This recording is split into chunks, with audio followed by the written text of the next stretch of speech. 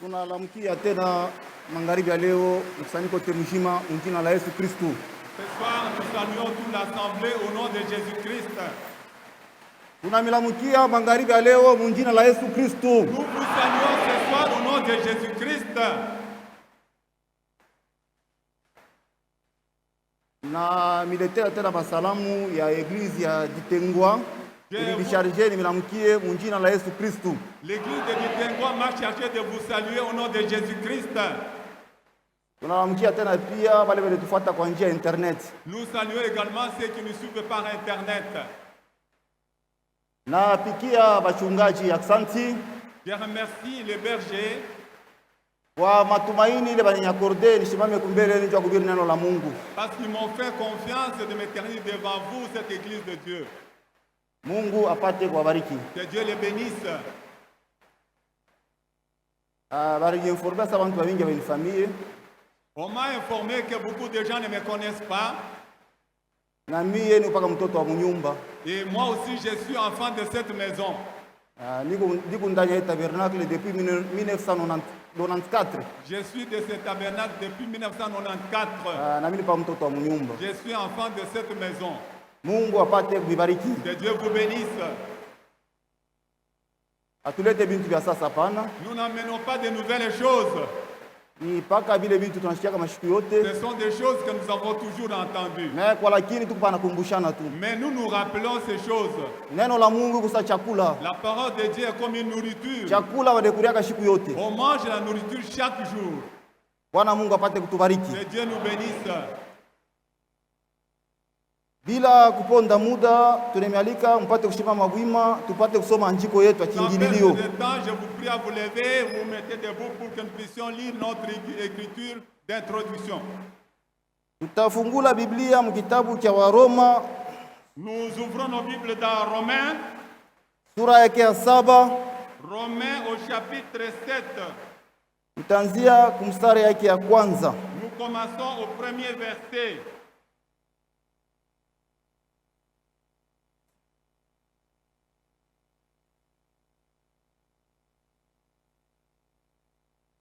Ignorez-vous, frères, car je parle à des gens qui connaissent la loi.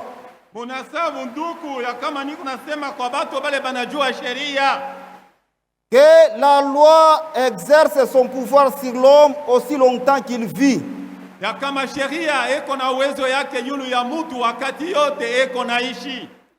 Ainsi, une femme mariée est liée par la loi à son mari tant qu'il est vivant. Hivi basi mwanamke mwenye kolewa anaungana na bwana yake wakati yote angaliki mzima.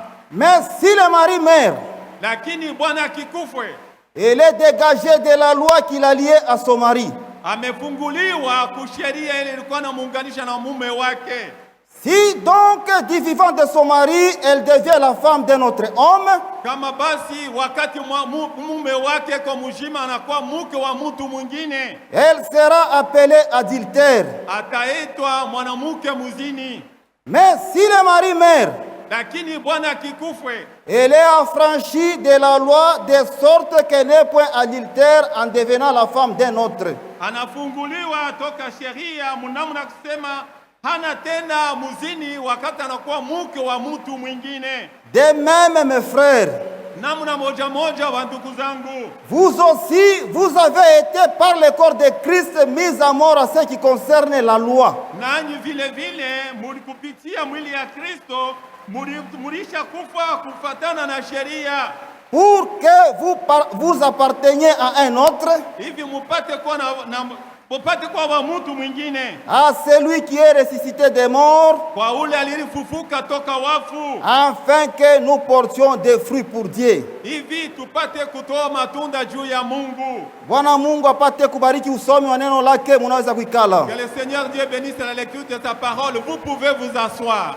Maneno ya Mungu ni kwetu chakula na dawa ya roho na nguvu ya kusaidia Mkristo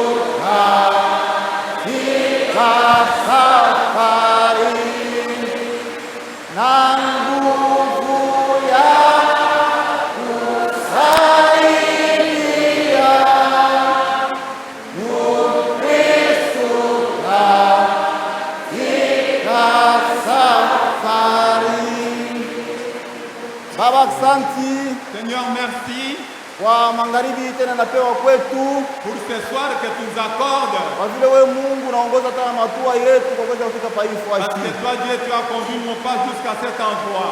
Tangulia kujua kwako wewe Bwana, ulionaka sana mtashimama kuili mbali magharibi ya leo. Dans ta présence, tu savais que je me tiendrais dans toute cette chair ce soir. Wewe Mungu kwa Mungu roho. Toi, tu es Dieu esprit. Na huko natumikiaka bantu Et tu utilises les hommes ndio kusemeshana na bantu benjabo. pour parler à d'autres hommes. Seigneur, Bwana, mbele taifa yako devant ton peuple, siwapite kitu hata kimoya je ne dépense en rien. na kusema kunye mishijue. Et je ne connais même pas parler. Wewe ndio unaweza kusema kama C'est toi qui avais dit, mashiku ya kumwisho dans les derniers jours, hakuna mtu atafundisha mtu mwinjake, personne n'enseignera son confrère. wote batafundishwa na roho yako. Nous serons enseignés par ton esprit. Seigneur, nyanja mikononi Bwana yako, Seigneur, je me remets entre tes mains. unitoshe munjia sawa muntu. Enlève-moi de la scène. Funga akili yangu, Ferme mon esprit. funga mawazo yangu Ferme ma pensée. Bwana, roho yako apate Que kunitawala, ton esprit puisse me dominer. nitangaze neno lako kwa Et taifa que je lako. puisse proclamer ta parole. Bariki devant ton mchungaji peuple. wa hii kanisa, Bénis le berger de cette église. bariki wachungaji makamu, Bénis les assistants.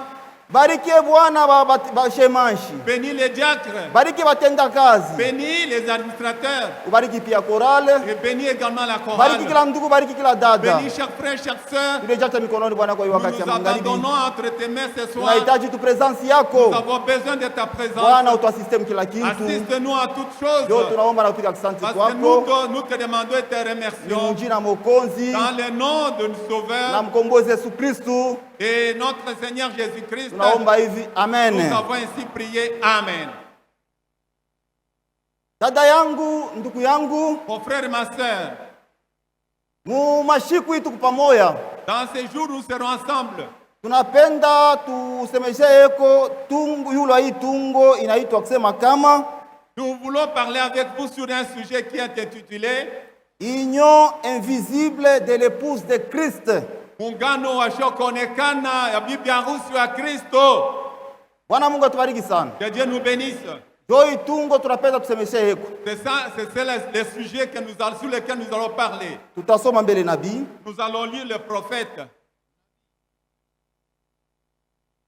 Mu brochure Union invisible de l'épouse de Christ. Dans la brochure Union invisible de l'épouse de Christ, Tutasoma mu paragraphe yake 23. nous lisons dans paragraphe 23. Maintenant dans Romains 7. Sasa katika Waroma 7, J'espère que vous avez tous ouvert votre Bible Tanzania kama bote mnafungula mabiblia yenu là partout dans les pays. ndani ya nchi mote. Maintenant, nous voulons lire attentivement les messages qui se trouvent ici. Sasa tunapenda kusoma na utaratibu hii ujumbe kwa ndani ya hii fungo. On serait porté à croire qu'il traite du mariage et du divorce. Utawazia kama eko nasema juu ya ndoa na kuvunja ndoa. Mais en réalité, ce n'est pas ça. Lakini kwa kusema kweli haina ile. À mon avis, c'est une prophétie qui s'applique à l'église des derniers jours. Kwa kuona kwangu ni unabii eko natimilika juu ya kanisa ya masiku ya mwisho. Ili kweli tunakuwa tunaishi ni masiku ya mwisho ya C'est kanisa. vrai, nous vivons au dernier jour de l'église. Ni muhii kizazi chetu cha saba C'est dans notre 7e âge ici ndio tutakonclure hadithi ya kanisa ya mataifa. que nous allons accomplir l'histoire de l'église. Ndani ya hii mahubiri Dans cette prédication, ni mambo yanaangalia Kristo na epuzi wake beko naungana. ça concerne Christ et son épouse qui vont se marier. Ndani ya Biblia Dans la Bible, kama wanasema mwanamke, quand on parle d'une femme, tuko naona mara moya kanisa. directement nous voyons une église. To kanisa ni mfano ya mwanamke. Parce que l'église est le type d'une femme. Ndio hii tunaweza kusoma mu Romains 7. C'est ce que nous avons lu dans Romains 7. Ainsi, Hivi basi, une femme mariée mwanamke mwenye kuolewa est liée par la loi à son mari tant qu'il est vivant. anaungana na mume wake na sheria wakati yote mume yake ko mzima. Mais si le mari meurt, lakini mume akikufwe, elle est dégagée de la loi qui l'a liée à son mari. anafunguliwa na sheria ile kwa namuunganisha na mume wake. Si donc du vivant de son mari, elle devient la femme d'un autre homme, Kama basi wakati mume yake kwa mzima anakuwa mke wa mtu mwingine, elle sera appelée adultère. ataitwa mwanamke muzini. Mais si le mari meurt, Lakini mume akikufwe, elle est affranchie de la loi de sorte qu'elle n'est point adultère en devenant la femme d'un autre. anakombolewa na sheria munamna kusema hata kuwa tena muzini wakati anakuwa mke wa mtu mwingine. Tutamsoma tena nabii Nous lisons encore le prophète yotone namna kanivia anatuangazia yule andiko tunasoma. pour que nous puissions voir comment il est clair sur ce que nous venons de lire. Tuko paka mu brochure l'union invisible de l'épouse de Christ. Nous sommes toujours dans cette même brochure Union invisible de l'épouse de Christ. Mu paragraphe 35. Fungo makumi tatu na tano. Paul ici dans notre passage de l'écriture, Ndani ya hii andiko ndani ya hii mfungo ya miandiko, Paul ici dans notre passage de l'écriture Paulo hapa muandiko hii donne une image de la loi et de la grâce. analeta picha ya sheria na neema. Il présente cela par une comparaison avec le mariage et le divorce. Anaonesha ile kulinganisha ndoa na kuvunja ndoa. Ce passage est rarement pris comme sujet de prédication. Hii mustari banayebabaka habaibebake zaidi sawa tungo ya mahubiri. Parce que jusqu'à un certain point, il traite aussi une partie du mariage et du divorce. Kwa sababu kufika mukipimo fulani eko nasema yulu ya ndoa na kuvunja ndoa. Qui est plus important encore en effet, Yenye kuwa ya mafaa zaidi, Paul essaie d'établir ici, Paulo anapima kulinganisha hapa, kuweka hapa. nous en tant qu'Église, Sisi sawa kanisa, nous ne pouvons plus être mariés en même temps au monde et à Christ. hatuweze kuolewa mara moja na dunia kisha na Kristo pamoja. Tout en restant dans la légalité et la légitimité. Kukubakia kufatana na sheria. Une femme ne peut du vivant de son mari vivre avec un autre mari. Mwanamke wakati mume wake kwa mzima hawezi kuishi na mume mwingine. Tunaluka tena paragraphe 56. Prenons paragraphe 56. Ici, Paul le prophète dit, Hapa Paulo nabii anasema une femme ne peut pas se marier avant que son premier mari soit mort. mwanamke hawezi kuolewa na mume mwingine mbele ya mume wake wa mbele ule alimuoa mbele akufwe. Elle ne peut pas se remarier pendant que son premier mari est vivant. Hawezi kuolewa wakati mume wake wa kwanza angaliki mzima. Elle ne le peut à aucun cas. Hawezi hata mara moja. Elle doit rester seule tant que son premier mari est vivant. Anapasha kubakia peke yake wakati mume wake angaliki mzima. Si elle commet un tel péché, Kama natenda zambi moya isawa ile, elle sera appelée adultère. batamuita mwanamke muzini. Je présente ici du côté naturel Hapa mimi naonesha mambo ya kimwili pour montrer certains types qui représentent du côté spirituel. tu ya kuonesha mfano eko ngambo ya kiroho. Si cette femme commet un tel péché, Kama ule mwanamke anatenda zambi sawa ile, alors elle est marquée comme adultère. sasa pale batamuita muzini. Si elle a deux maris vivants en même temps, Kama eko na bwana bawili benye kwa bajima bote bawili, elle perd donc de fait des droits pour de ce qui est de Dieu et du ciel. anapoteza halali yake ya kwenda kumbingu na kuwa na mambo ya Mungu. En faisant une telle chose, Mukufanya kitu sawa kile, assurément elle est exclue de l'économie de Dieu, pale anatosha mwazina ya Mungu. selon les écritures que je viens de lire. Kufatana na andiko mimi natoka mkusoma. Bwana Mungu atubariki sana. Que Dieu nous bénisse. Ndani ya hii mahubiri Dans cette prédication, atusemeye mwanamke wa asili, hapana. nous ne parlons pas d'une femme naturelle. Kama kuku mtu kwa mambo ya vile, S'il y a quelqu'un qui est dans ces choses-là, atuseme mwile namna, nous ne hapana. sommes pas de ce côté-là. Tuko nasemea ni muangle ya kiroho. Nous parlons du côté spirituel, dans l'angle spirituel. Mungu atubariki sana. Que Dieu nous bénisse. Tutasoma tena mtumishi wa Mungu. Nous allons encore lire serviteur de Dieu. Tuko naweka mbele ni misingi tu. Nous mettons seulement des fondements. Mu lettre circulaire, Dans la lettre circulaire, avril 2009, avril 2009, page numéro 3. ukarasa yake ya 3. À chaque jour qui passe, Kila siku iko napita, accroît notre espérance à participer au retour promis de Jésus-Christ. iko naongeza kitumaini yetu ya kushiriki kurudia kwa Kristo. Maintenant, à la fin du temps de la grâce, Sasa kumwisho wakati ya neema, tous les véritables croyants qui ont été appelés à sortir dans toutes les nations waaminifu wa kweli bali waliita kutoka mataifa yote doivent se séparer de tous ceux qui ne s'accordent pas avec Dieu, wanapasha kutengana na kile kyote kiashipo kuambatana na Mungu avec sa parole na neno lake et sa volonté. na mapenzi yake. C'est le seul moyen de devenir l'épouse-parole Jo namna tu peke ya kuwa bibi harusi neno, qui est destiné à rencontrer l'époux. ule anatayarisha kukutanisha na bwana harusi, Pas une épouse message. hapana bibi harusi wa ujumbe. Bwana Mungu atubariki sana. Que Dieu nous bénisse. Ndugu yangu, dada yangu, Mon frère et ma sœur, mtu un homme, to anaweza kujiunga na mwanamke, quand il veut se marier, anaweza kujiunga na il mwanamke peut se marier wakati yote bwana yake wa zamani yako mshima. chaque fois si son ancien mari est encore vivant. Mais Yesu Kristu Mais Jésus-Christ yashazi kufanya vile. Jésus-Christ ne peut pas faire ça. Kintu Yesu Kristu ashazi kufanya Ce que Jésus-Christ ne peut pas ni faire, kuoa bibi wa wenyewe. c'est épouser la femme d'autrui. Jo Yesu Kristu apate kukuoa, Pour que Jésus-Christ puisse t'épouser, jo upate kuungana na Yesu pour que tu Kristu, puisses te marier à Jésus-Christ, inafaa mbele kia kwanza bwana yako wa zamani apate il kufa. faut que ton ancien mari puisse mourir. Mungu atubariki sana. Que Dieu nous bénisse.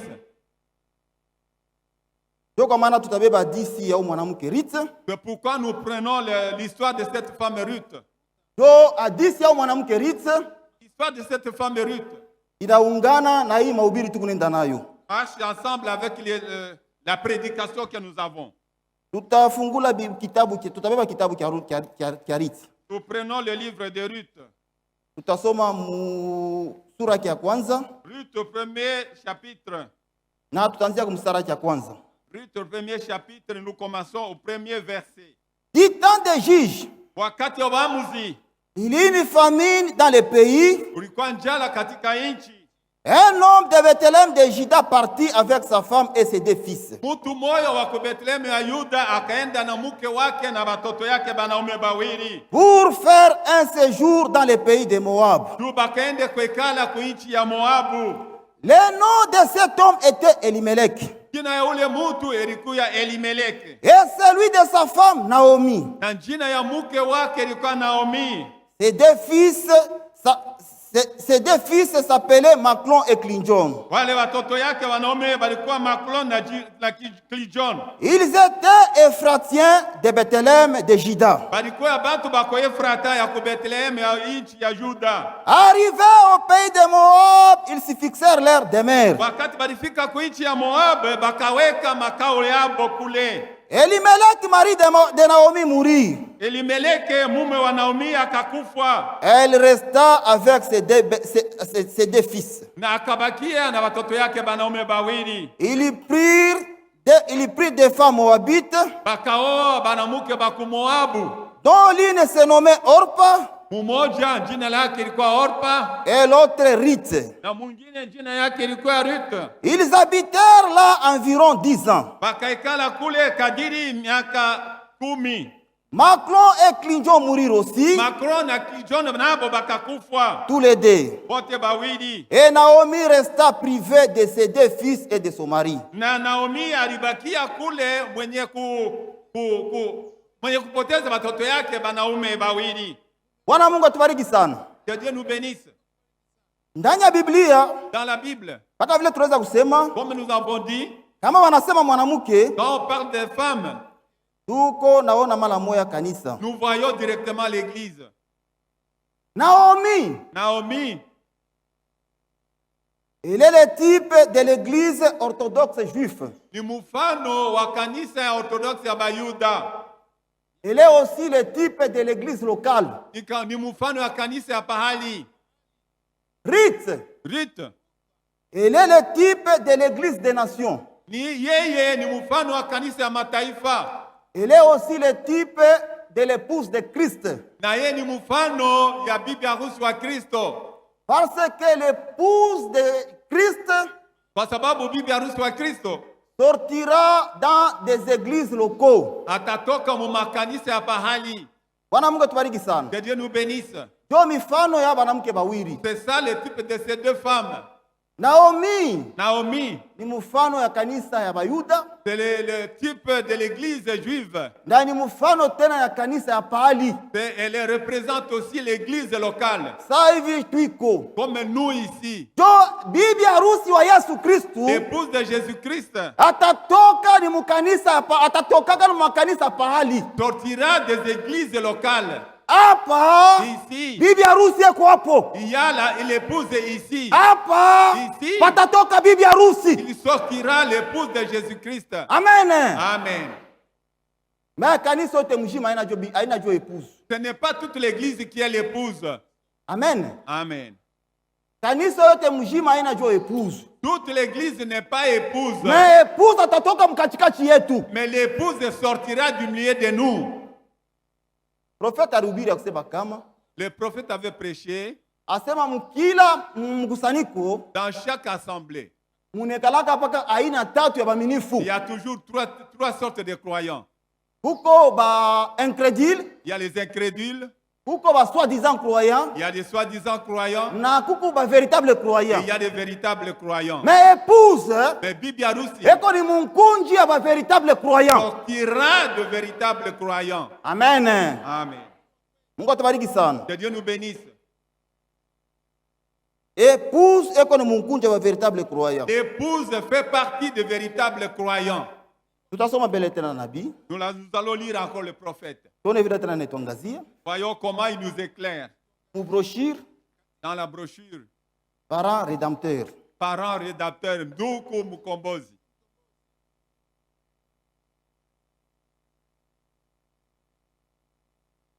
Paragraphe yake 50. Paragraphe 50. Fungo makumi tano. Donc, bon, cette histoire commence avec quelque chose de ce genre, du genre. Il y avait une aimable et douce femme du nom de Naomi.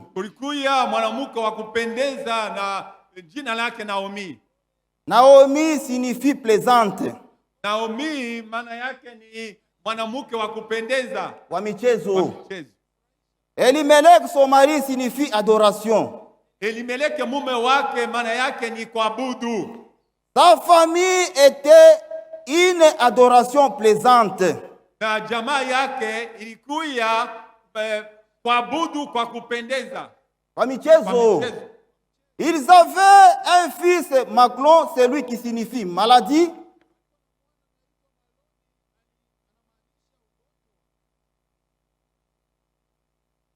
Et Clinjon, l'autre fils, signifie abattement, tristesse, mélancolie. Clinjon, mwana mwingine jina yake ni usikitiko na huzuni. C'est là la famille. Ile ndio jamaa yabo. Il y a une famille dans le pays d'Israël. Kulikuwa njala katika nchi ya Israeli.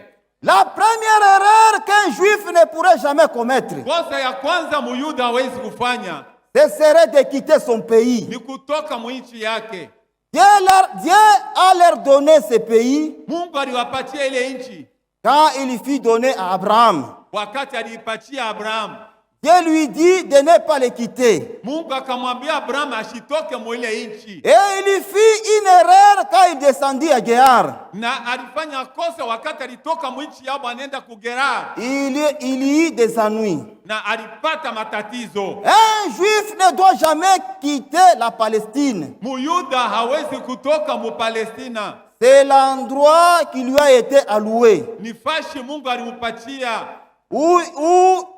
Et ils ont été chassés dans le monde entier. Maintenant, ils sont en train de retourner. Sasa beko mukurudia kwabo. Bwana Mungu atubariki sana. Que Dieu nous bénisse.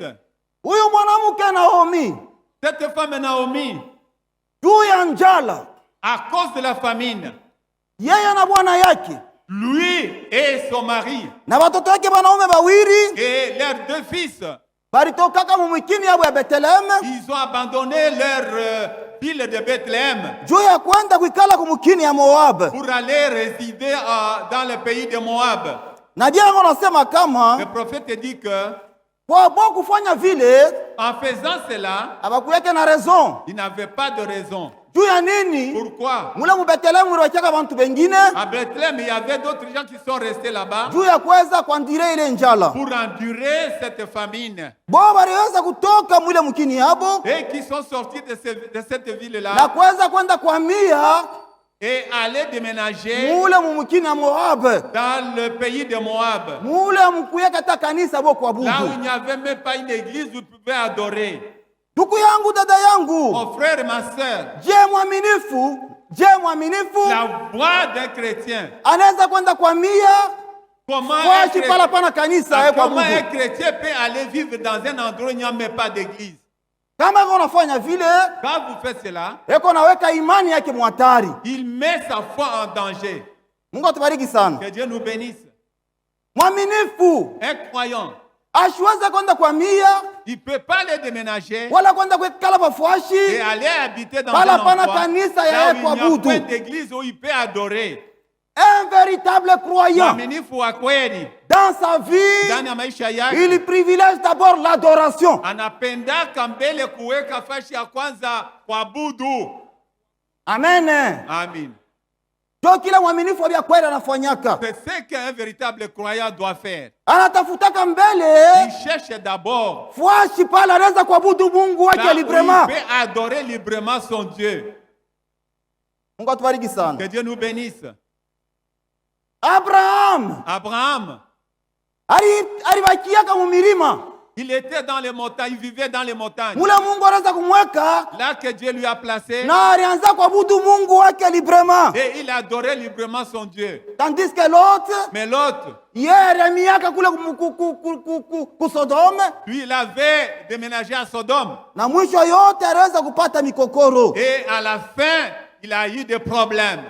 Bwana Mungu atubariki sana. Que Dieu nous bénisse. Mwaminifu wa vya kweli Un véritable croyant, kuabudu mbele mu maisha yake à l'adoration dans sa vie ndio kukupa fuashi ya kwanza. doit prendre la première place.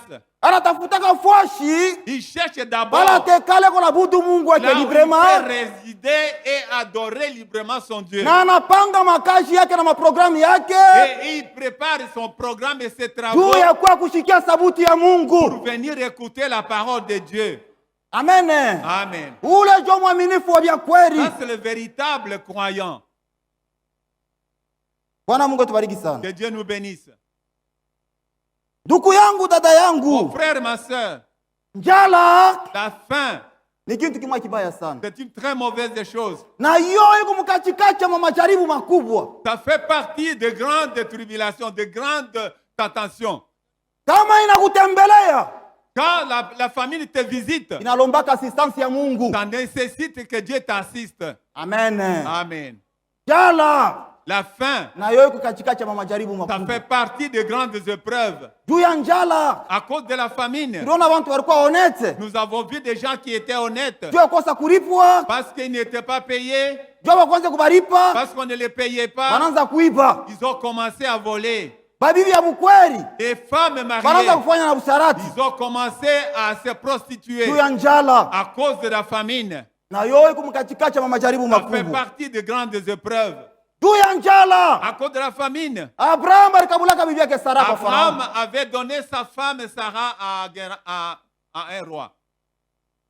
A Farao. Le pharaon, Mungu atubariki sana. que Dieu nous bénisse, Musome Biblia. disait dans la Bible, Aliendaka juu ya njala. il était parti là-bas à cause de la Anafika famine. muna sema mwambie sema niko mkubwa yako. Et il a dit à la femme, dis à ce type-là que je suis ton grand frère. Juu ya À njala cause de la famine, Israel Israël, anaweza kujikuta mtumwa muichi ya il kigeni. s'est retrouvé esclave dans un pays étranger. Mule bariendaka moni juu ya njala. Là-bas, ils sont partis à cause de la famine. Juu ya À njala. cause de la famine. Esau le profane. Esaü, le profane, Arudishaka mzaliwa wa il kwanza. avait vendu son droit d'aînesse.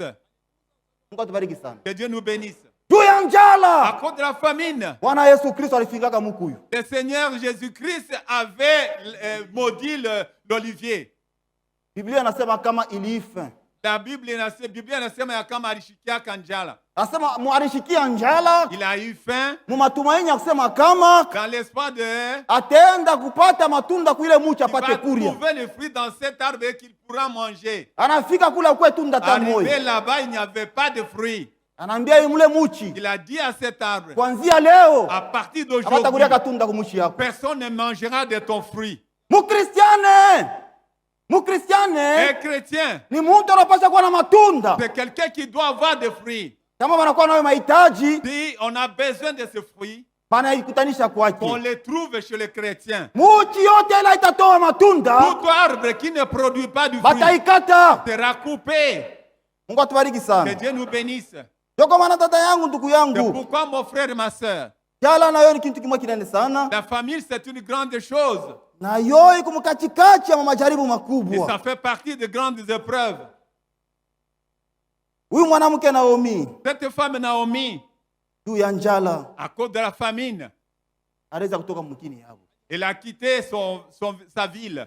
Kitu kimoya Muyuda shwazi kufanya Quelque chose qu'un juif ne peut pas faire, ni kutoka mu mipaka ya Palestine. c'est quitter les limites de la Palestine.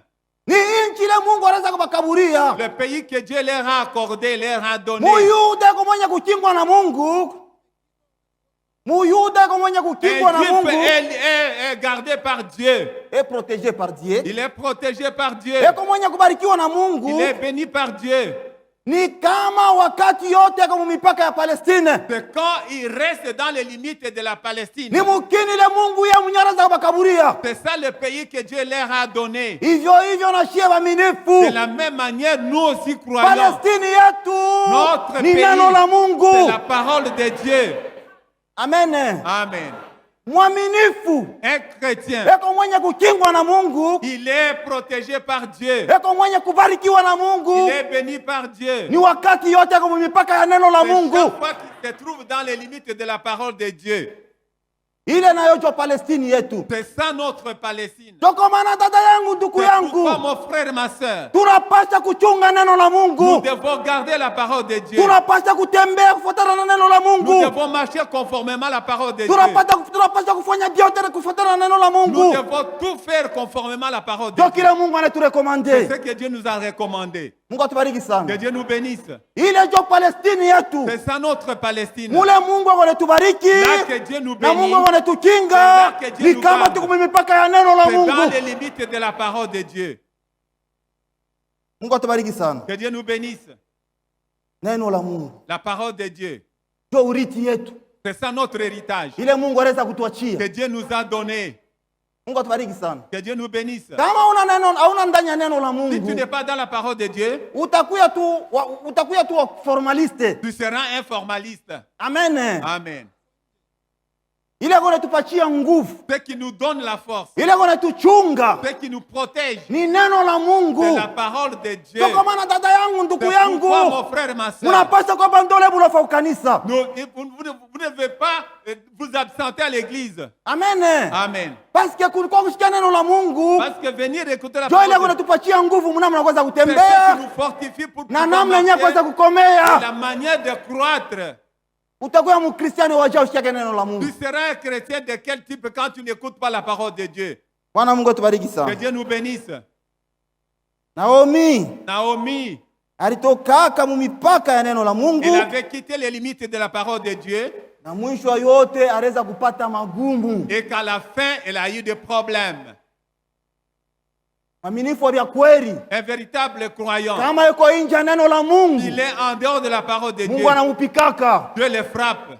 Amen. Amen. Jua kuweza kumrudisha. Pour le ramener. Tunasema mwaminifu ali ya Nous kweli. disons un véritable Kama croyant. wewe kunaisha kanya, Si toi tu vis n'importe hakuna comment, kitu et kinakufikia, qu'il n'y a rien qui na dhamiri t'arrive, yako yenyewe kustaki, et ta conscience même ne t'accuse pas, ujangarishe mzuri bukristiane bwako. et il faut vérifier ta chrétienté. Bukristu Un chrétien. tuko na bukompare Nous le par rapport à la parole de Dieu. Par rapport à la neno la Mungu. Amen. Amen. Ni neno la Mungu C'est la parole de Dieu ndio kunatufanya tunakuwa qui bakristiane. fait que nous sommes devenus des chrétiens.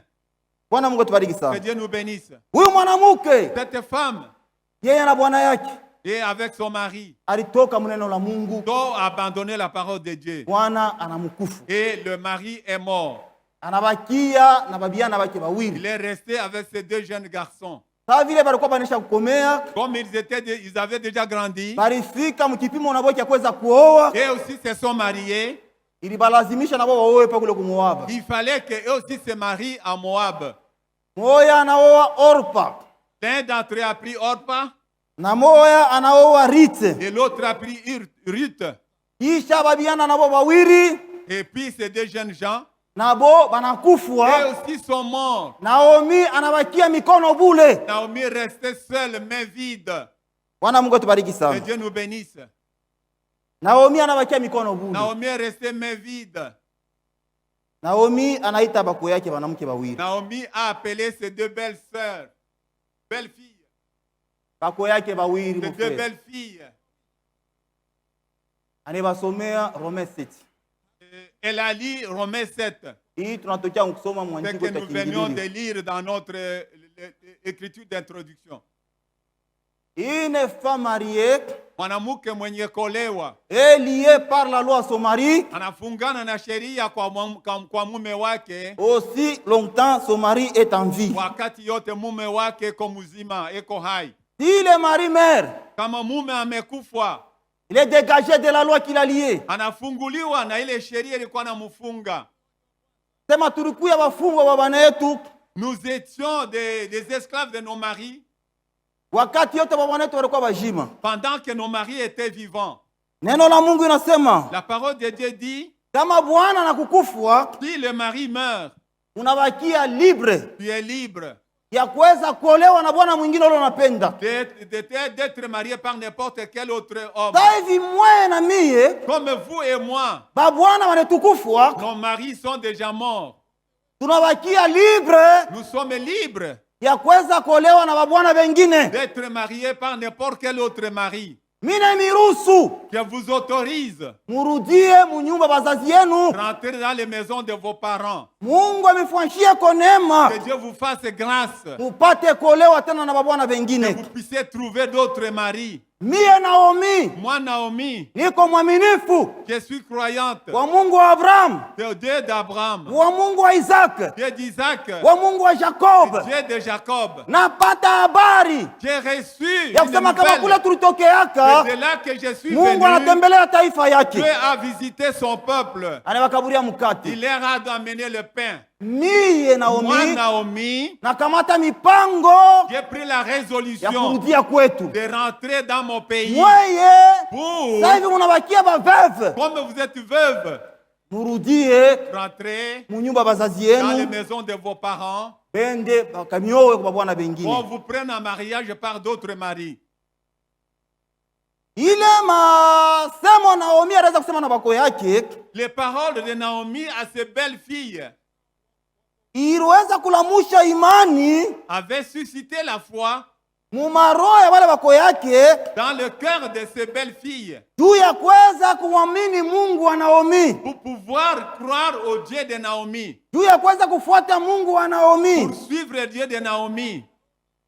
Ile maneno Naomi anaweza kusema Les paroles de Naomi ililamusha imani avaient suscité la foi mumaroho ya bako yake dans le cœur de ces belles filles yabo bapate kufuata Naomi afin qu'elles puissent suivre Naomi na kuweza tena kwenda naye. et aller avec elle. Bwana Mungu atubariki sana. Que Dieu nous bénisse.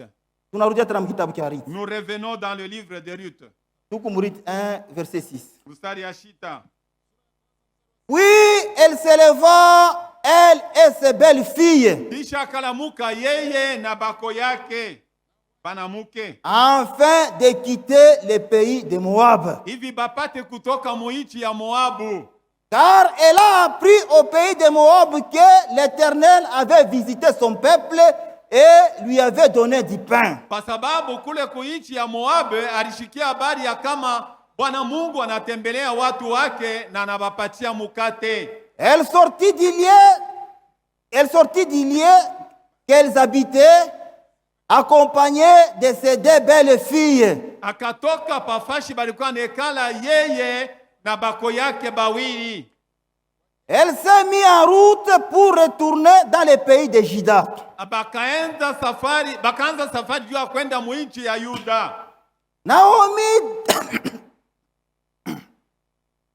Naomi dit alors à ses deux belles filles, Naomi akasema basi na bako yake bawili, allez, mwendeni, retournez chacune dans la maison de sa mère. murudie kila mmoja wenu katika nyumba ya mama yenu.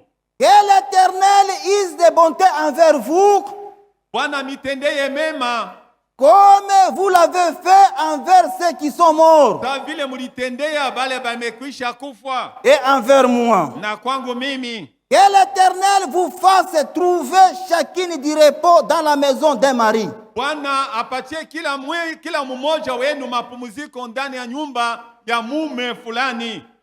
Et les Bézards, Akababusu, elles élevèrent la voix et pleurèrent. bakapanza sauti na kujia, Et elles lui dirent, na bakamwambia, non, hapana, nous irons avec toi vers ton peuple. tutenda nawe kutaifa yako. Naomi dit, Naomi akamwambia, retournez mes filles. murudie babiti yangu. Pourquoi viendrez-vous avec moi? Kwa nini mutakuja pamoja nani? Ai-je encore dans mon sein les fils qui puissent devenir vos maris? Na ndani ya tumbo yangu eti ningaliki na batoto banaume bale banaweza kuya babwana yenu. Retournez mes filles. Murudie babiti yangu. Allez, je suis trop vieille pour me remarier. Mwende milisha kuzeeka juu nipate kolewa tena. Quand je dirai, Wakati nitakaposema j'ai de l'espérance, niko na kitumaini, quand cette nuit même je serai avec un mari hata bushiku ubu nipatane na mwanaume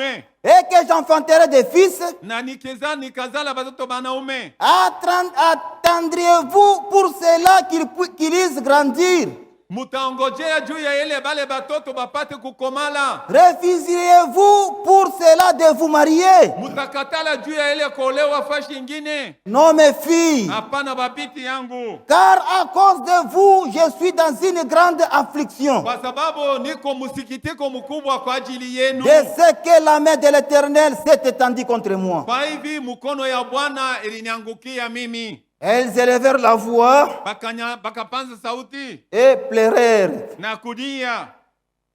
Orpa baisa sa belle-mère Orpa akabusu muko yake, et Ruth s'attacha à elle. lakini Ruta akawambatana naye.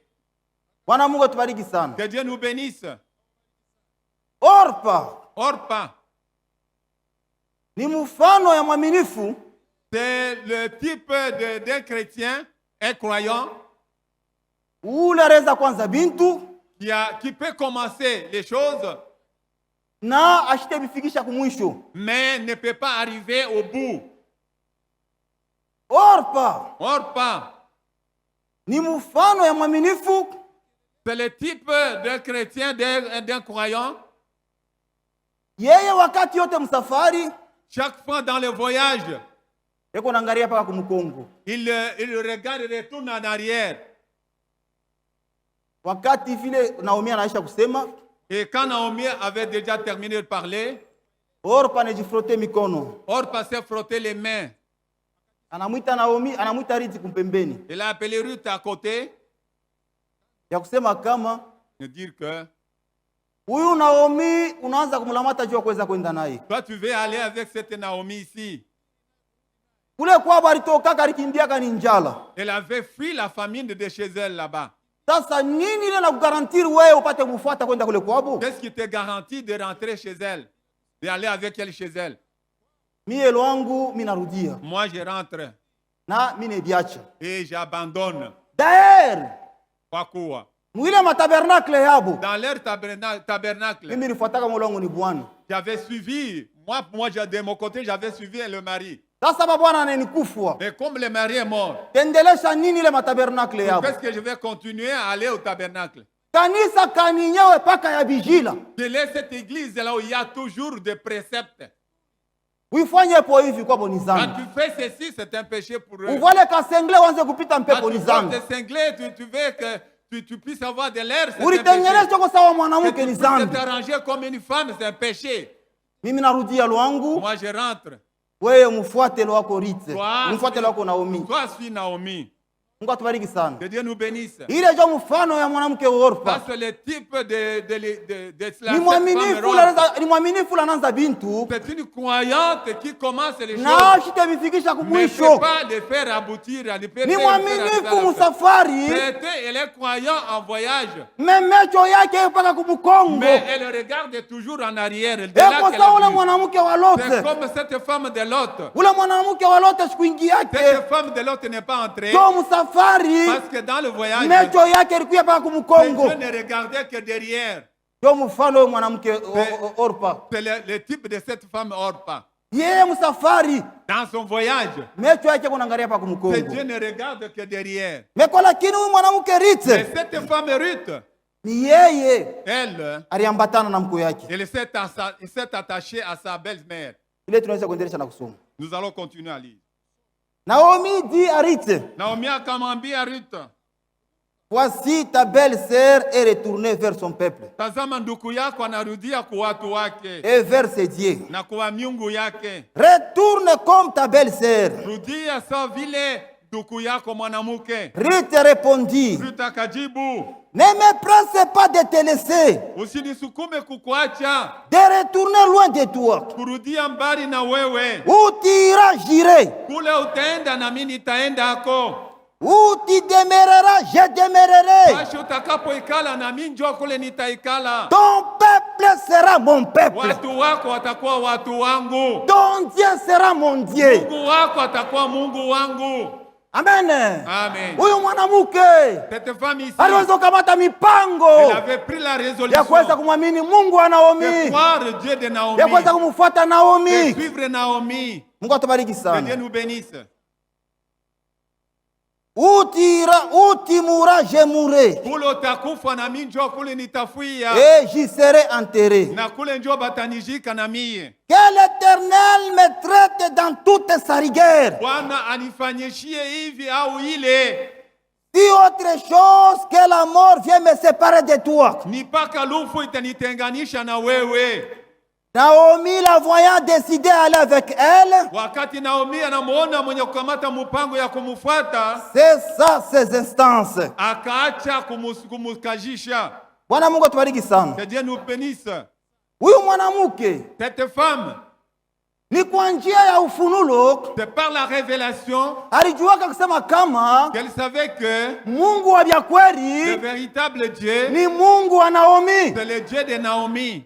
Amen. Amen. Ndio kwa maana dada yangu, ndugu C'est yangu, pourquoi mon frère, ma soeur, na imani yenyewe vya kweli la véritable foi aussi, ni ufunulo. c'est une révélation. Amen. Amen. Ndio imani ya vya C'est kweli, ça la véritable foi. kumwamini Yesu Kristu. Croire en Jésus-Christ. Bila imani ya ufunulo Sans la foi de révélation, utakuya na imani ya tu mkichwa. auras une foi intellectuelle.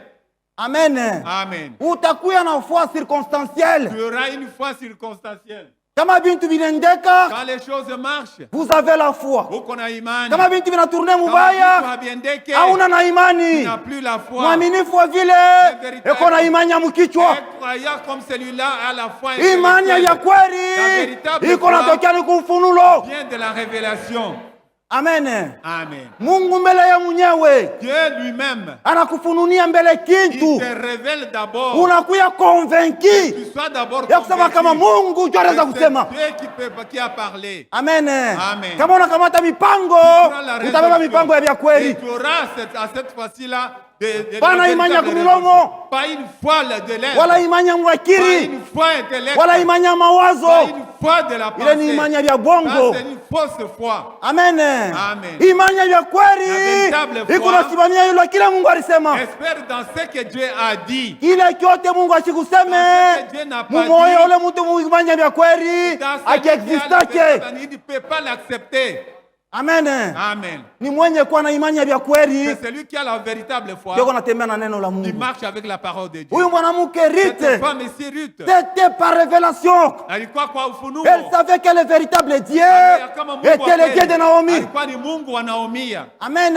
Amen. Ndio kwa maana dada yangu, ndugu Pourquoi, yangu, mon frère, ma sœur, la foi Imani c'est quelque chose qui est ancré en vous. ni kitu moja Mungu anaweka ndani mwako. Amen. Amina. Hakuna mtu anaweza kukutenkesha tu. Personne ne peut te l'enlever. Angalia hao watu wawili, Regarde ces deux gens. le Cléopas, Cléopas, banaanza kutoka kwa Emmaüs. il quittait Emmaüs. Banaanza kutoka kule ku Il Yerusalemu. quittait Jérusalem. Beko nenda kwa Emmaüs. Ils allaient vers Emmaüs. Penye kuwa na kufadhaika moyo wabo. Et ils s'attristaient dans leur cœur. Mtu mwana batokelea. Quelqu'un leur a apparu. Anabambia kusema kama Il leur a dit que juu ya nini Mungu natembea penye kuwa na huzuni. pourquoi marchez-vous avec beaucoup de tristesse comme ça? Cléopas anamwambia kusema Cléopas kama lui a dit, weye toi, huku mkeni muhimukini tu es le seul. Tu es au le ujue ile mambo yanaweza kupita muhimukini. Tu es le seul qui ne connaît pas ce qui s'est passé dans cette ville. Anabambia sema mambo Il a kana. dit, qu'est-ce qui s'est passé? Asema huyu Yesu Kristo C'est Jésus-Christ alikuwa nabii mkubwa qui est un grand prophète mu matendo en acte na mu uwezo. et dans la puissance. Tulitumainia kusema Nous kama espérions que yeye ndio atakombola c'est lui atakombola qui devait Israeli. Jérusalem, qui allait Mais délivrer bakoani Israël. wakubwa Mais les grands sacrificateurs, banamsulubisha bashipo mambo. ils l'ont crucifié sans cause. Naanza kuambia kusema kama Il leur a dit, il commence à dire, bantu des gens benye kuwa na mioyo yenye kwa migumu qui ont des cœurs ndio ya kuweza kuamini vile vyote manabii wanaweza croire ce kusema, que les prophètes ont déjà dit.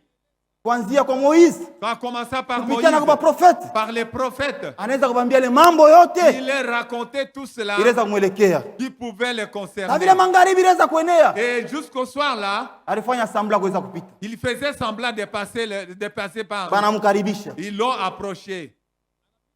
Wakati wanamkaribisha Quand ils l'ont fait approcher, pale ya kuweza kuvunja, wakati alivunja mkate, quand il a commencé à rompre le pain, mecho yabo iliweza kufunguka leurs yeux se sont ouverts na banamutambua. et ils l'ont reconnu. Ndugu yangu, dada Mon yangu, frère et ma soeur, bale ba Cleopas les Cléopas, abakubakia tena munyuma banalala, ils ne sont pas restés dormir dans la maison. balitokanga wanaenda kushuhudia Ils sont partis ya kusema hakika anaweza témoigner kufufuka. que réellement il est ressuscité. Amen. Amen. Bien que hata Toma aliweza kubisha, Même si Thomas doutait, asema mie mpaka que nitwange moi, bilole il faut muyilonda que je yake mette mes doigts sur tes plaies, sur ses ile plaies. akibatenkeshaka hata na santimetre Ça ne pouvait moya pas les faire bouger. kwa kile kitu Parce walipokeaka, que cette chose-là, kwa ils kile l'ont kitu reçue. walipataka, C'est cette chose-là qu'ils aya ont bakweza reçue. kutenga hata na santimetre Ils ne moya. pouvaient pas bouger d'un C'est ça la centimètre. foi. Il enjoy imani. La foi c'est quelque chose que vous possédez.